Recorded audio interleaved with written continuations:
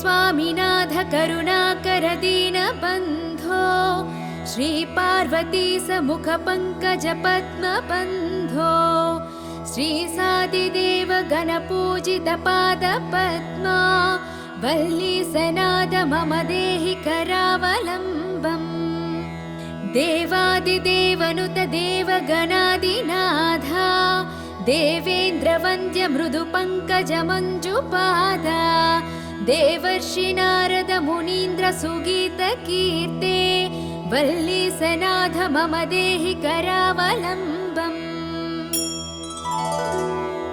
नित्यान्नदान निरताखिल रोगहारिन् तस्मात् प्रदान परिपूरित भक्त कामा श्रुत्यागम प्रणव वाच्य निज स्वरूपा वल्ली सनाद मम देहि करावलम्बम् क्रौञ्चासुरेन्द्र परिखण्डन शक्ति शूला पाशादिशस्त्र परिमण्डित दिव्यपाने श्रीकुण्डलीसधर तुण्ड शिखीन्द्रवाहा वल्ली सनाद मम देहि करावलम्बम्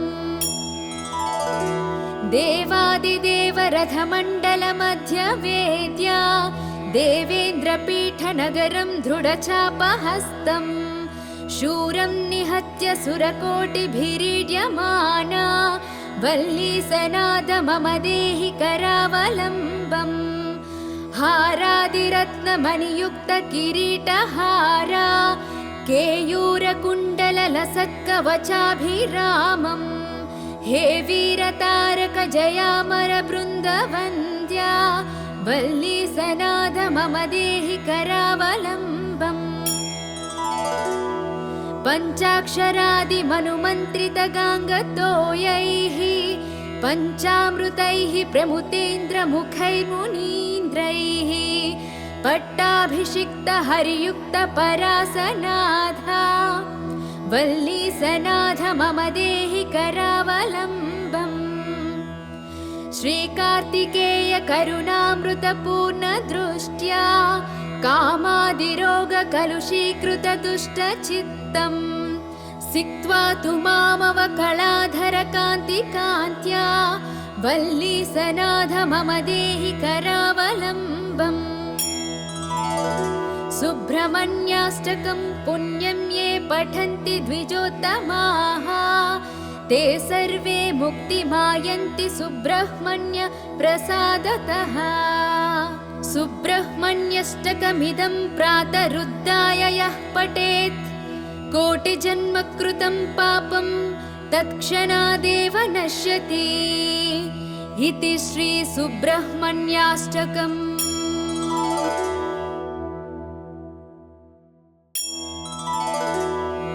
हे स्वामिनाथ करुणाकर दीनबन्धो श्री पार्वती समुख पंकज पद्मबन्धो श्री सादिदेव गणपूजित पाद पद्मा वल्ली सनाद मम देहि करावलम्बम् देवादिदेवनुत देवगणादिनाथा देवेन्द्र वन्द्य मृदु पंकज मंजुपादा देवर्षि नारद मुनीन्द्र सुगीत कीर्ते वल्ली सनाथ मम देहि करावलम्बम् नित्यान्नदान निरताखिल रोगहारिन् तस्मात् प्रदान परिपूरित भक्त कामा श्रुत्यागम प्रणव वाच्य निज स्वरूपा वल्ली सनाद मम देहि करावलम्बम् क्रौञ्चासुरेन्द्र परिखण्डन शक्ति शूला पाशादिशस्त्र परिमण्डित दिव्यपाने श्रीकुण्डलीसधर तुण्ड शिखीन्द्रवाहा वल्ली सनाद मम देहि करावलम्बम् देवादिदेव रथमण्डल मध्य वेद्या देवेन्द्रपीठ नगरं दृढचापहस्तम् शूरं निहत्य सुरकोटिभिरीड्यमाना वल्ली सनाद मम देहि करावलम्बम् हारादिरत्नमणियुक्तकिरीटहार केयूरकुण्डललसत्कवचाभिरामम् हे वीरतारक जयामरबृन्दवन्द्या वल्ली सनाथ मम देहि करावलम्बम् पञ्चाक्षरादिमनुमन्त्रितगाङ्गतोयैः पञ्चामृतैः प्रमुतेन्द्रमुखैर्मुनीन्द्रैः पट्टाभिषिक्तहरियुक्तपरासनाथा वल्ली सनाथ मम देहि करावलम्बम् श्रीकार्तिकेय करुणामृतपूर्णदृष्ट्या कामादिरोगकलुषीकृतदुष्टचित्तम् सिक्त्वा तु मामवकलाधरकान्तिकान्त्या वल्ली सनाथ मम देहि करावलम्बम् सुब्रह्मण्याष्टकं पुण्यं ये पठन्ति द्विजोत्तमाः ते सर्वे मुक्तिमायन्ति सुब्रह्मण्य प्रसादतः सुब्रह्मण्यष्टकमिदं प्रातरुद्धाय यः पठेत् कोटिजन्मकृतं पापं तत्क्षणादेव नश्यति इति श्री सुब्रह्मण्याष्टकम्।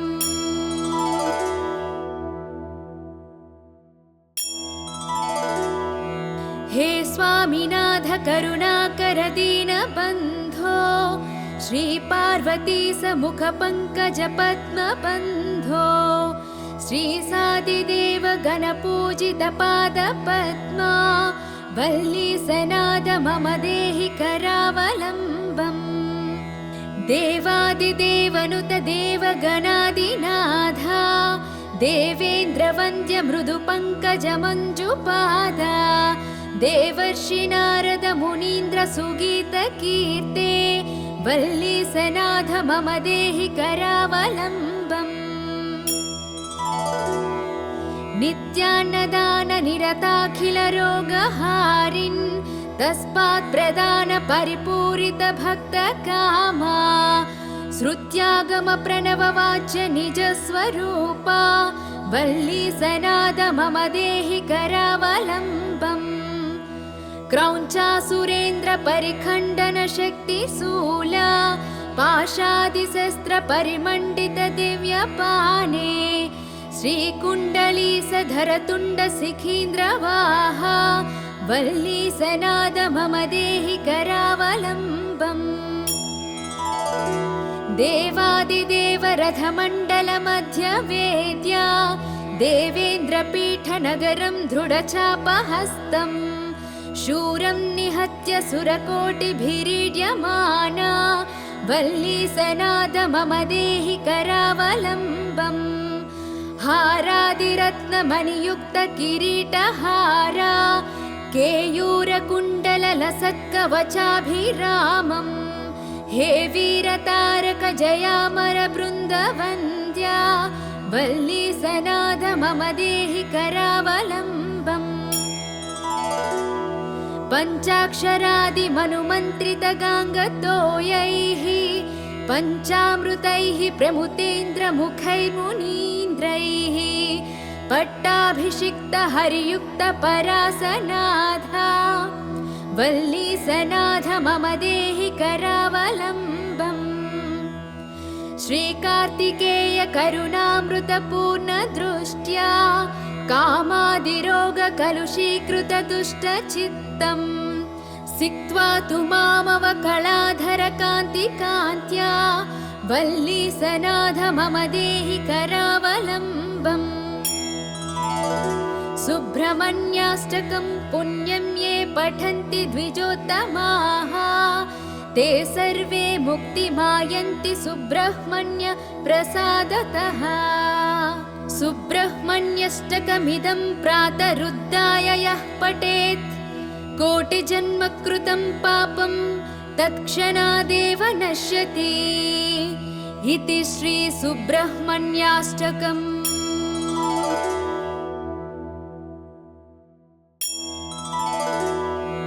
हे स्वामिनाथ करुणाकर दीनबन्धो श्रीपार्वती समुखपङ्कजपद्मबन्धो श्रीसादिदेव गणपूजितपादपद्मा वल्लीसनाद मम देहि करावलम्बम्।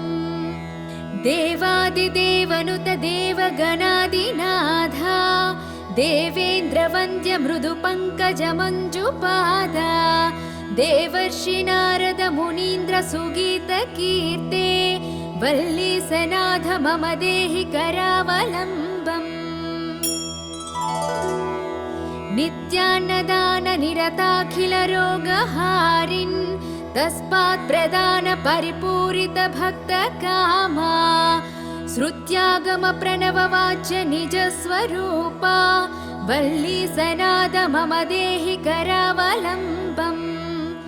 क्रौञ्चासुरेन्द्र परिखण्डन शक्तिशूला पाशादिशस्त्र परिमण्डित दिव्यपाने श्रीकुण्डलीसधरतुण्ड शिखीन्द्रवाहा वल्लीसनाद मम देहि करावलम्बम्।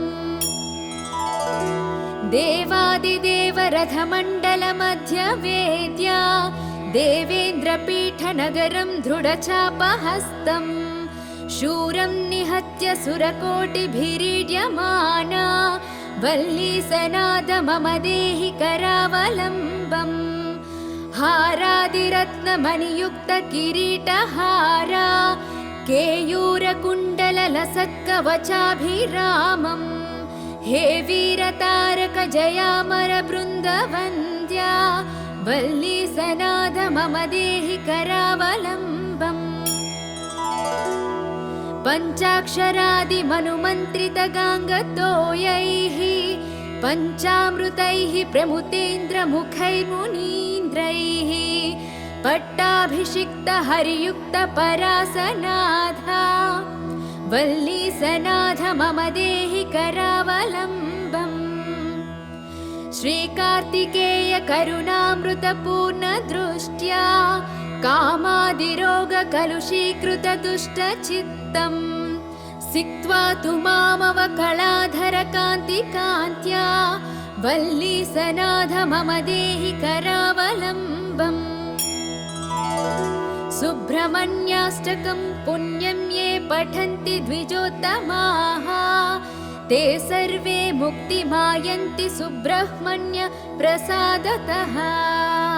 सुब्रह्मण्यष्टकमिदं प्रातरुद्धाय यः पठेत् कोटिजन्म कृतं पापं तत्क्षणादेव नश्यति इति श्री सुब्रह्मण्याष्टकम्।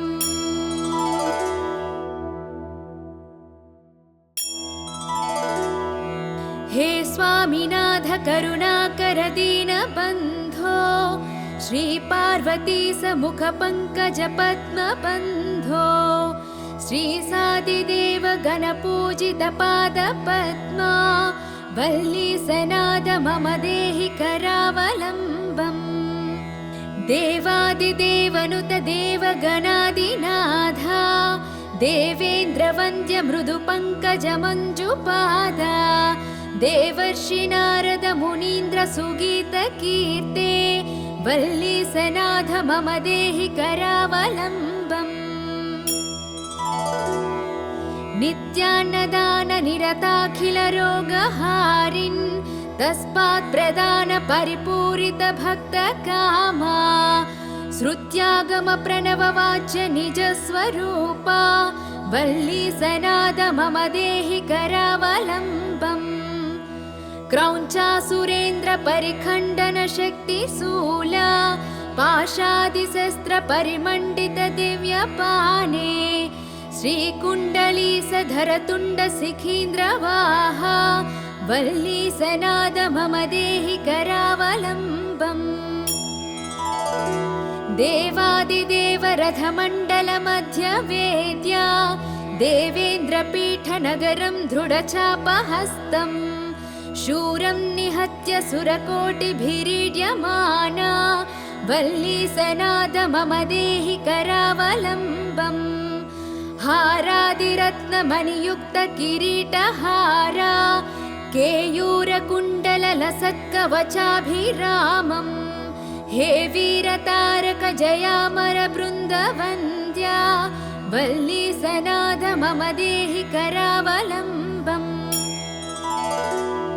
पञ्चाक्षरादिमनुमन्त्रितगाङ्गतोयैः पञ्चामृतैः प्रमुतेन्द्रमुखैर्मुनीन्द्रैः पट्टाभिषिक्तहरियुक्तपरासनाथा वल्लीसनाथ मम देहि करावलम्बम् श्रीकार्तिकेय करुणामृतपूर्णदृष्ट्या कामादिरोगकलुषीकृतदुष्टचित्तम् सिक्त्वा तु मामवकलाधरकान्तिकान्त्या वल्लीसनाथ मम देहि करावलम्बम् सुब्रह्मण्याष्टकं पुण्यं ये पठन्ति द्विजोत्तमाः ते सर्वे मुक्तिमायन्ति सुब्रह्मण्य प्रसादतः सुब्रह्मण्यष्टकमिदं प्रातरुद्धाय यः पठेत् कोटिजन्मकृतं पापं तत्क्षणादेव नश्यति इति श्री सुब्रह्मण्याष्टकम्।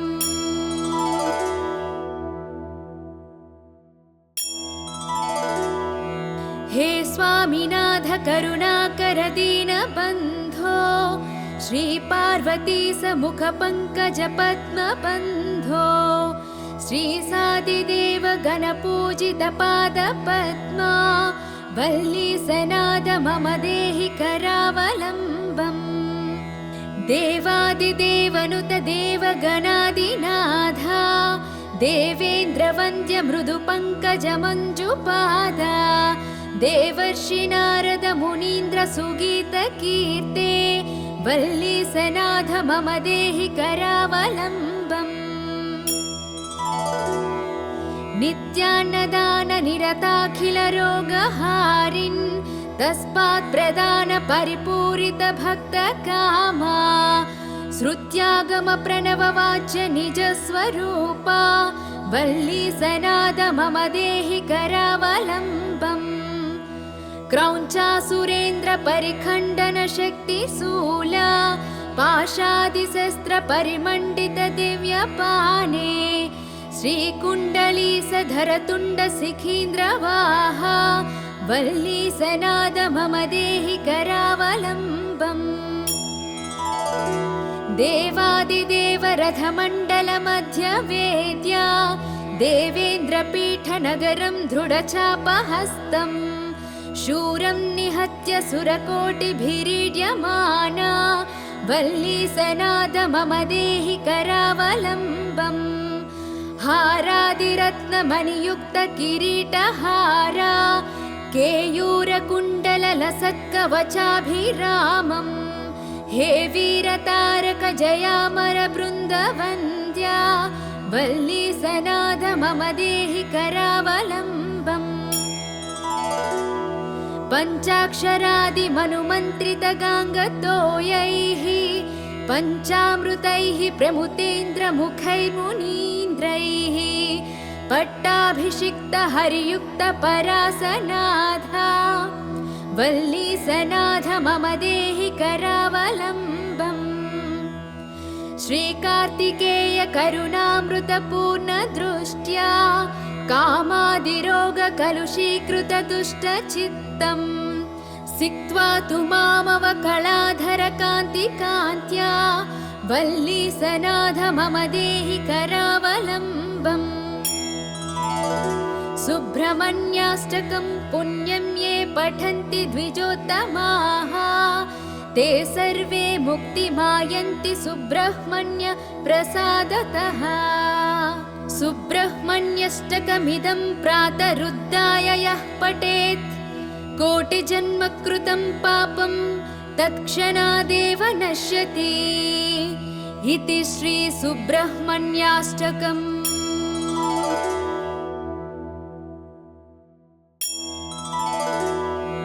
हे स्वामिनाथ करुणाकर दीनबन्धो श्रीपार्वती समुख पंकज पद्मबन्धो श्रीसादिदेव गणपूजित पादपद्मा वल्लीसनाद मम देहि करावलम्बम् देवादिदेवनुत देवगणादिनाथा देवेन्द्रवन्द्य मृदुपङ्कजमञ्जुपादा देवर्षि नारद मुनीन्द्र सुगीतकीर्ते वल्लीसनाथ मम देहि करावलम्बम् नित्यान्नदान निरताखिल रोगहारिन् तस्मात् प्रदान परिपूरित भक्त कामा श्रुत्यागम प्रणव वाच्य निज स्वरूपा वल्लीसनाद मम देहि करावलम्बम् क्रौञ्चासुरेन्द्र परिखण्डन शक्ति शूला पाशादिशस्त्र परिमण्डित दिव्यपाने श्रीकुण्डलीसधर तुण्ड सिखीन्द्रवाहा वल्लीसनाद मम देहि करावलम्बम् देवादिदेव रथमण्डल मध्य वेद्या देवेन्द्रपीठनगरं दृढचापहस्तम् शूरं निहत्य सुरकोटिभिरीड्यमाना वल्लीसनाद मम देहि करावलम्बम् हारादिरत्नमणियुक्त किरीटहारा केयूरकुण्डललसत्कवचाभिरामम् हे वीरतारक जयामर बृन्दवन्द्या वल्लीसनाद मम देहि करावलम्बम् पञ्चाक्षरादिमनुमन्त्रित गाङ्गतोयैः पञ्चामृतैः प्रमुतेन्द्रमुखैर्मुनीन्द्रैः पट्टाभिषिक्त हरियुक्त परासनाथा वल्लीसनाथ मम देहि करावलम्बम् श्रीकार्तिकेय करुणामृतपूर्ण दृष्ट्या कामादिरोग कलुषीकृत दुष्टचित्तम् सिक्त्वा तु मामवकलाधर कान्तिकान्त्या वल्लीसनाथ मम देहि करावलम्बम् सुब्रह्मण्याष्टकं पुण्यं ये पठन्ति द्विजोत्तमाः ते सर्वे मुक्तिमायन्ति सुब्रह्मण्य प्रसादतः सुब्रह्मण्यष्टकमिदं प्रातरुद्धाय यः पठेत् कोटिजन्मकृतं पापं तत्क्षणादेव नश्यति इति श्री सुब्रह्मण्याष्टकम्।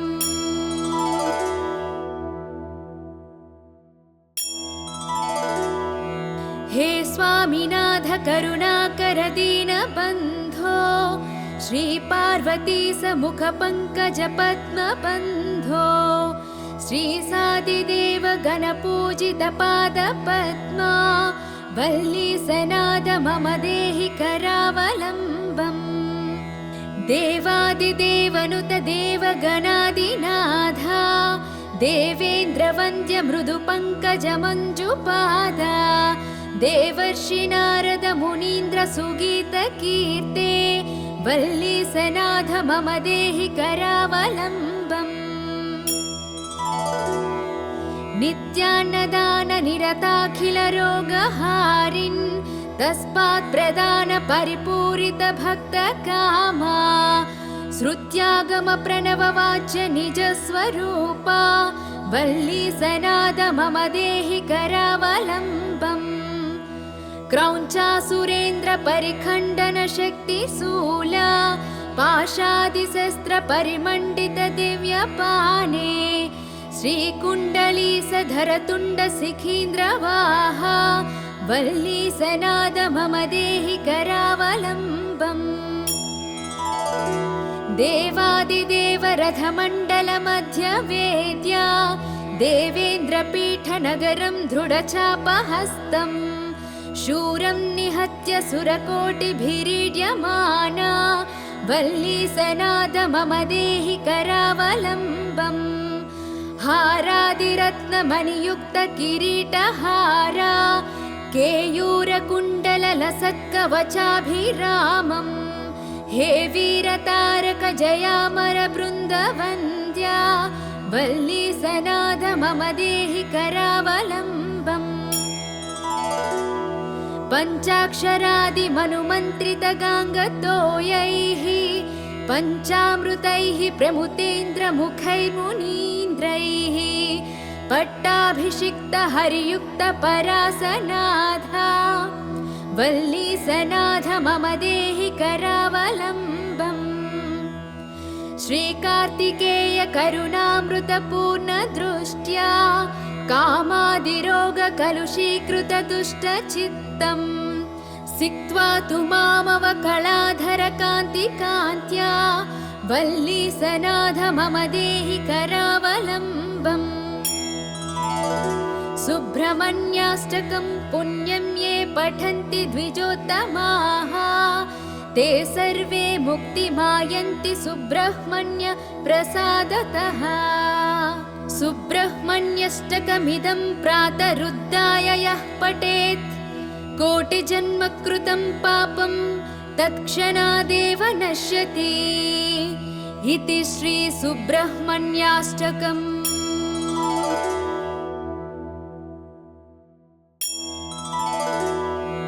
हे स्वामिनाथ करुणाकर दीनबन्धो श्रीपार्वती समुख पंकज पद्मबन्धो श्रीसादिदेव गणपूजित पादपद्मा वल्लीसनाथ मम देहि करावलम्बम्। देवादिदेवनुत देवगणादिनाथा देवेन्द्रवन्द्य मृदु पंकज मञ्जुपादा देवर्षि नारद मुनीन्द्र सुगीत कीर्ते वल्लीसनाथ मम देहि करावलम्बम्। नित्यान्नदान निरताखिल रोगहारिन् तस्मात् प्रदान परिपूरित भक्त कामा श्रुत्यागम प्रणव वाच्य निज स्वरूपा वल्लीसनाथ मम देहि करावलम्बम्। क्रौञ्चासुरेन्द्र परिखण्डन शक्तिशूला पाशादिशस्त्र परिमण्डित दिव्यपाने श्रीकुण्डलीसधर तुण्ड शिखीन्द्रवाहा वल्लीसनाथ मम देहि करावलम्बम्।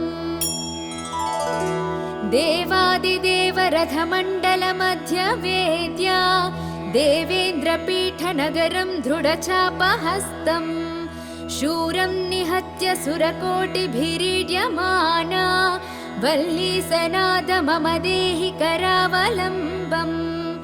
हारादिरत्नमणियुक्त किरीटहारा केयूरकुण्डललसत्कवचाभिरामम् हे वीरतारक जयामर बृन्दवन्द्या वल्लीसनाथ मम देहि करावलम्बम्।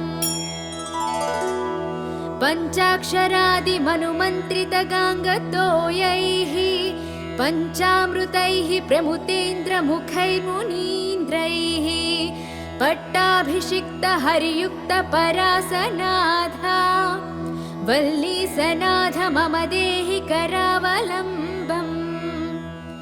श्रीकार्तिकेय करुणामृतपूर्णदृष्ट्या कामादिरोगकलुषीकृतदुष्टचित्तम् सिक्त्वा तु मामवकलाधरकान्तिकान्त्या वल्लीसनाथ मम देहि करावलम्बम्।